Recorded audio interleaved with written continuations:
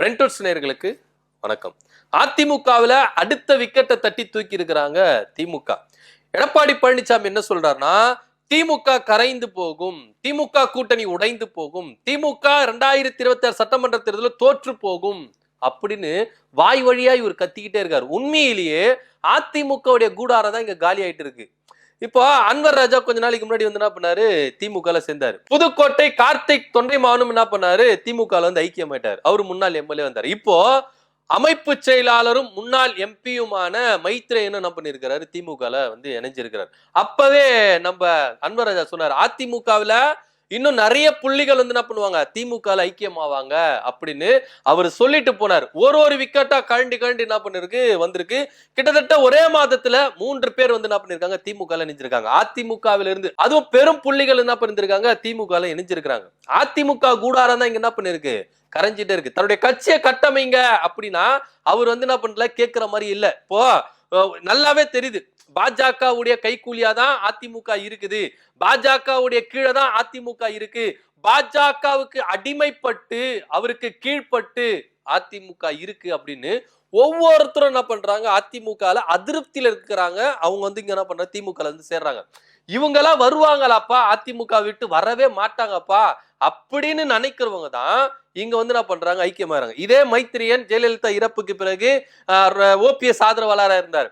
அதுக்கப்புறம் பாஜக போய் சேர்ந்தாரு. அதுக்கப்புறம் திரும்ப வந்து என்ன பண்ணாரு, இங்க அதிமுகவிலே தஞ்சமானாரு. இப்போ அதிமுக நடக்கிற சில சலசலப்புகள், அடிமைதனங்கள், பாஜகவுடைய உட்புகுதல் அதிகமா இருக்கு அப்படின்னு தெரிஞ்ச மைத்திரியன் இதுக்கப்புறம் திராவிட அரசலை விட்டு நம்ம என்ன பண்ணக்கூடாது, விலக கூடாது, திராவிடத்தை என்ன பண்ணணும், தூக்கி பிடிக்கணும், பெரியாரை தூக்கி பிடிக்கணும் அப்படின்ற ஒரு காரணத்துக்காக இங்க இருந்த மைத்திரியன் இப்போ திமுக பக்கம் வந்திருக்கிறார். இதே நிலைமை நீடிச்சதுன்னா அதிமுக என்ற பெரும் கட்சி ஐசியூ வார்டுல அட்மிட் பண்ண வேண்டிய ஒரு சிச்சுவேஷன்ல தான் இருக்கும் அப்படின்னு வெட்ட வெளிச்சமா தெரியுது. அதிமுக இப்ப ஏற்கனவே தேய்பிரையில போயிட்டு இருக்கு. வளர்பிரையில வருமா அப்படின்னா இல்ல, தேய்பிரையிலே போயிட்டு இருக்கு. பாஜக கூட கூட்டணி வச்ச ஒரே காரணத்துக்காக இந்த அளவுக்கு அதிமுக தேஞ்சு போயிருமா அப்படின்னு நினைச்சு பார்த்தா அது நினைச்சு கூட பார்க்க முடியாத அளவுக்கு தேஞ்சு போகுது. அதுதான் இங்க ஒரு பெரிய ட்விஸ்டா இருக்கு.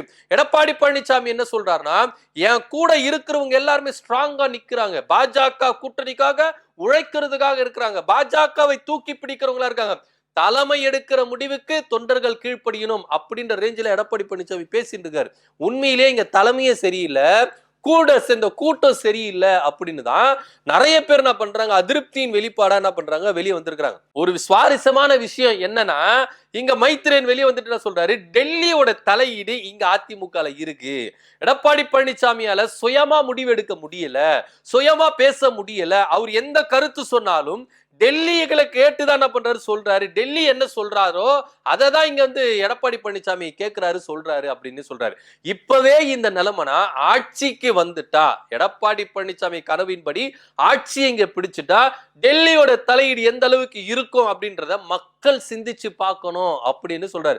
அதாவது நீங்க பாஜக அதிமுக கூட்டணியில சேர்ந்ததுல இருந்தே அதிமுக ரொம்ப தேய்பிரையில இருக்கு, ரொம்ப தொங்கல் ஆயிட்டு இருக்கு.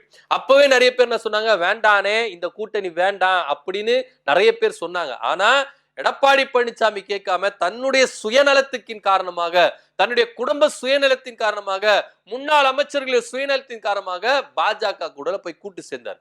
இது நீங்க பாஜக கூட கூட்டு சேர்ந்ததுல கூட நிறைய அதிமுக பேருக்கு வந்து பிரச்சனை கிடையாது.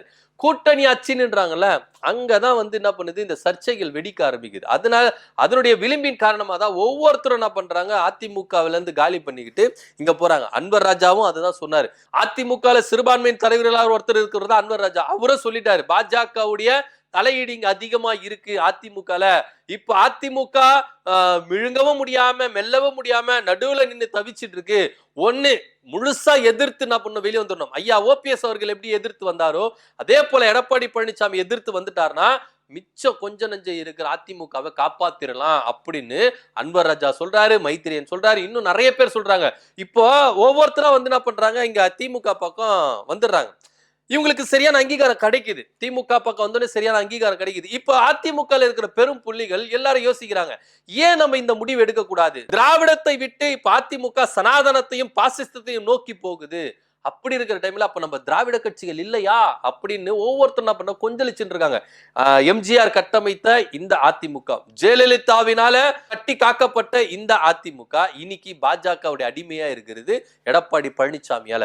ஓபிஎஸ் நல்லா தெரிஞ்சுக்கிட்டாரு, இதுக்கப்புறம் நம்ம பாஜக கூட இருந்தா இபிஎஸ் விட ரொம்ப நம்ம என்ன பண்ணுவோம், அடிபட்டு போவோம். அதனால இதுதான் சான்ஸ் அப்படின்னு சொல்லிட்டு பாஜகவை முழுசா எதிர்க்க ஆரம்பிச்சிட்டாரு.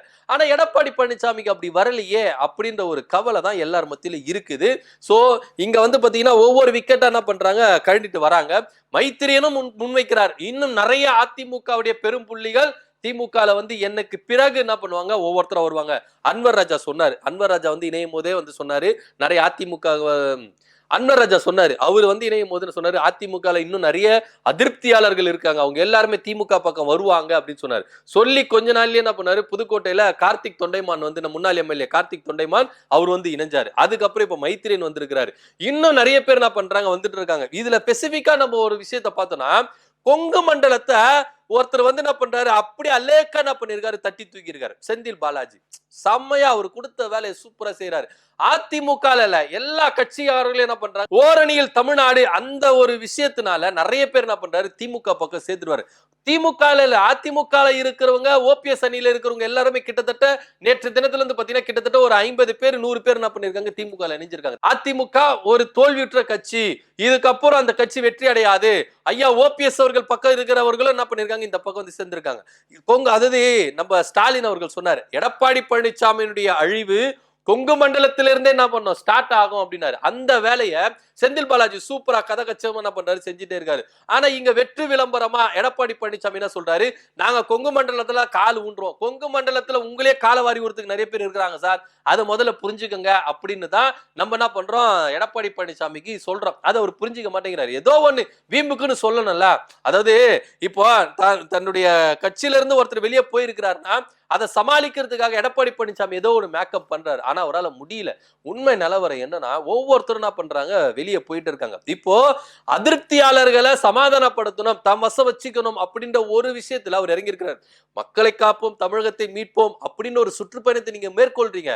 முதல்ல அதிமுகவை காப்பாத்துங்க சார், அதிமுகவை முதல்ல மீட்டுக் கொள்ளுங்க சார் அப்படின்னு தான் அதிமுக இருக்கிறவங்க கதறாங்க. உண்மையிலேயே எடப்பாடி பழனிசாமி அதிமுக ஸ்ட்ராங்கா இருக்குது, எங்க கூட்டணி ஸ்ட்ராங்கா இருக்குது அப்படின்னா அப்ப ஏன் எல்லாரும் என்ன பண்றாங்க, வெளியே வராங்க, வெளியே வந்து தங்களை வந்து திமுகவிலும் இன்னும் மற்ற கட்சிகள் என்ன பண்றாங்க, இணைச்சிக்கிறாங்க. அடிமட்ட தொண்டர் முதற்கொண்டு மேல்மட்ட நிர்வாகிகள் வரைக்கும் எல்லாருமே அதிமுக என்ன பண்றாங்க, ஒவ்வொருத்தரும் என்ன பண்றாங்க, வெளியே வருவாங்க. இப்ப மைத்திரன் வெளியே வந்த பிறகு அதிகபட்சமா இன்னும் அதிருப்தியாளர்கள் நிறைய பேர் இருக்கிறாங்க, அவங்க எல்லாருமே என்ன பண்ணுவாங்க, திமுக பக்கம் வருவாங்க அப்படின்னு சொல்லப்படுது. இப்போ எடப்பாடி பழனிசாமி திமுக வீக்கா இருக்கு, திமுக கூட்டணி வீக்கா இருக்குன்னு சொல்லிட்டு இருக்காரு. ஆனா உண்மையிலேயே இங்க திமுக என்ன பண்ணிருக்கு, பலம் வாய்ந்துட்டே இருக்கு.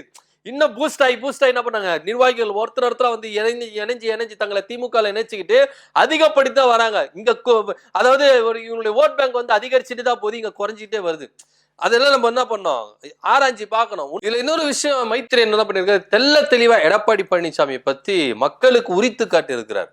அதாவது அவர் ஒரே ஒரு விஷயம் சொல்லுகிறாரு, நீங்க உயர பறந்தாலும் ஊர்க்குருவி பறந்து ஆகாது. அது போல எடப்பாடி பழனிசாமி தன்னை எம்ஜிஆர் போலவும் ஜெயலலிதா போலவும் என்ன பண்றாரு, மக்களிடத்துல காட்டணும் அப்படின்னு என்ன பண்றாரு, முயற்சிக்கிறாரு. ஆனா அவரால் முடியல அப்படின்ற ஒரு விஷயத்தை என்ன பண்ணிருக்காரு, பதிவு பண்ணிருக்காரு. இது தவிர்த்துட்டு டெல்லியோட சுவிட்ச் போர்டாதான் இங்க அதிமுக இருக்கு, அதிமுகல என்ன பேசணும், என்ன நடக்கணும், என்ன நீங்க நிர்வகிக்கணும், என்ன மாதிரி நீங்க வந்து கூட்டணியை கட்டமைக்கணும் அப்படின்றது எல்லாமே டெல்லி சுவிட்ச் போர்டு போட்டாதான் இங்க நீங்க பண்ணோம் எரியணும் அப்படின்ற ஒரு ரேஞ்சில தான் அதிமுக இருக்கு. அதிமுக கண்ட்ரோல் எல்லாமே டெல்லியில இருக்கிற பாஜக தான் என்ன பண்றாங்க, ஏக்குறாங்க அப்படின்ற ஒரு விஷயத்த சொல்ல. அவருக்கு விஷயம் தெரியுமா இல்லையா, அதிமுகவிலே பயணிச்சிருக்காரு, பாஜகவிலே பயணிச்சிருக்காரு. சோ அந்த வேலைகள் குளறுபடிகள் எல்லாமே இவருக்கு தெரியுமா இல்லையா, ஓப்பனா வெட்ட வெளிச்சமா வெளியே வந்து என்ன பண்றாரு சொல்லிட்டாரு, அதிமுக இனி எழுந்துக்காது, அது முடிஞ்சு போன கதை. எப்ப பாஜக கூட ஐக்கியம் ஆயிருச்சோ அப்பவே அது முடிஞ்சு போன கதையா இங்க இருக்குது அப்படின்றத ஒரு வெட்ட வெளிச்சமா சொல்லிட்டாரு.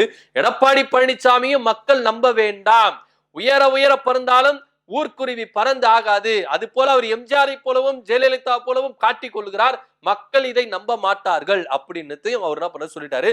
காசு கொடுத்து நீங்க கூட்டம் சேர்க்கறதுனால நீங்க தலைவரா ஆயிட முடியாது, உண்மையா சேர்றாங்க பாத்தீங்களா ஜனங்கள், அவங்க சேர்ற இடத்துல தலைவர் உருவாகுவாங்க அப்படின்னு சொல்றாரு. அப்போ நீங்க காசு கொடுத்து கூட்டத்தை சேர்த்து நீங்க என்ன பண்றீங்க சொல்லுங்க. இவ்வளவு ஏன் சார் கிருஷ்ணகிரியில இவரு சுற்றுப்பயணத்தை மேற்கொள்ளும் போது பாஜக சார்பா துண்டை போட்டு ஒரு 4 சிறுவர்கள் என்ன பண்ணிருக்காங்க, யூனிஃபார்மோட ஸ்கூல் யூனிஃபார்மோட நிக்க வச்சிருக்காங்க. ஏன் காசை கொடுத்து யார வேணாலும் நீங்க என்ன பண்ணலாம் சேர்த்துலாம். ஸ்கூல் பசங்க என்ன சார் பண்ணாங்க, இவங்க மேலதான் கடுமையான என்ன பண்ணும் வழக்கு போடணும் அப்படின்னு. ஏன்னா ஸ்கூல் பசங்களை கூட்டு வந்து மணிக்கணக்கா நிக்க வச்சு அவங்க அவங்க அவங்க மேல பாத்தீங்கன்னா பாஜக துண்டு பத்தி பாஜக செயல்படுத்துச்சா இல்ல அதிமுக செயல்படுத்துச்சா என்ன விஷயம் நம்மளுக்கு தெரியல. இத வழக்கு போட்டு ஆராயணும். ஆனா இது போலதான் எடப்பாடி பழனிசாமி காசை கொடுத்து ஆட்களை சேர்த்து தனக்கு ஒரு மாசு இருக்கு, தனக்கு ஒரு ஆதரவு இருக்கு, மக்கள் மத்தியில பெரும்பான்மை இருக்கு அப்படின்னு இவர் காட்டிக்கிறாரு.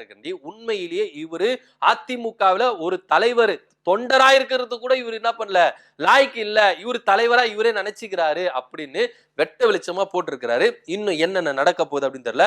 அதிரடியா அதிமுக இருந்து எடப்பாடி பழனிசாமி மைத்திரனை நீக்கி இருக்கிறார். இதுக்கப்புறம் நீங்க நீக்கினா என்ன, நீக்கா கட்டி என்ன அப்படின்ற ஒரு விஷயத்துலதான் இருக்குது.